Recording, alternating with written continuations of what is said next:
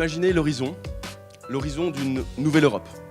Une nouvelle Europe avec un véritable contrôle démocratique du principe de précaution par et pour les citoyens, à travers la mise en place de pratiques de démocratie participative.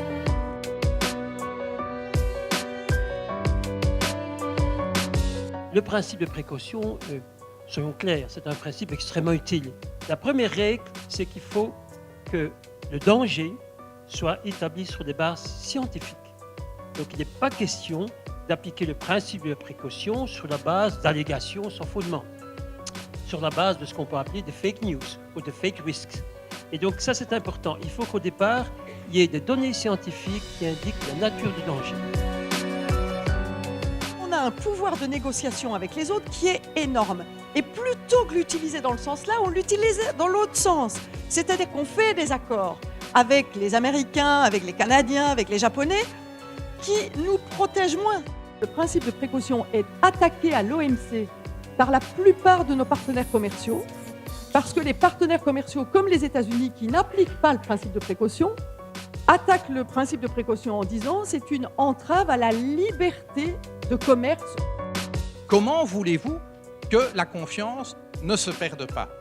Et donc si vous voulez restaurer la confiance, Marie a raison, il faut restaurer la capacité d'expertise indépendante des pouvoirs publics. Parce qu'en effet, ce qui se joue ici, c'est, si vous voulez, l'idée de soumettre toute décision politique d'abord à la logique économique.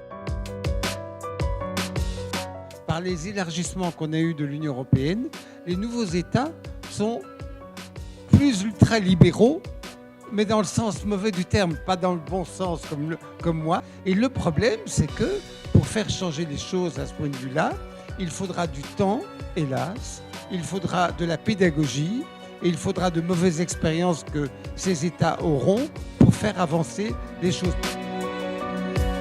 La législation sur les données personnelles est désormais uniforme pour tous les citoyens européens et pour toutes les entreprises qui traitent les données personnelles en Europe. Et le RGPD introduit également des amendes très salées pour les entreprises qui ne s'y conforment pas, étant donné qu'elles peuvent monter jusqu'à 4% du chiffre d'affaires global d'une entreprise ou 20 millions d'euros. Il y a quelque chose d'assez paradoxal qui est très spécifique à la matière de la protection des données, c'est que les citoyens n'exercent pas leurs droits. Ils ont peur, ils critiquent, mais ils n'agissent pas. Et donc d'ailleurs, on a beaucoup parlé du RGPD qui soi-disant consacrait des nouveaux droits, pas du tout. Ce sont des droits qui existaient chez nous déjà depuis 1992, mais on ne les exerçait pas. La question du numérique est quelque chose avec laquelle on va vivre, ça fait partie des transitions dans lesquelles nous sommes inscrits. On a sans doute au niveau européen sous-estimé, pas suffisamment investi. Nous sommes dans une société qui n'a jamais eu autant d'informations, mais n'a jamais eu aussi peu d'appareils critiques. Dans le secteur privé, je pense qu'il faudrait obliger toutes les entreprises commerciales à offrir une option payante.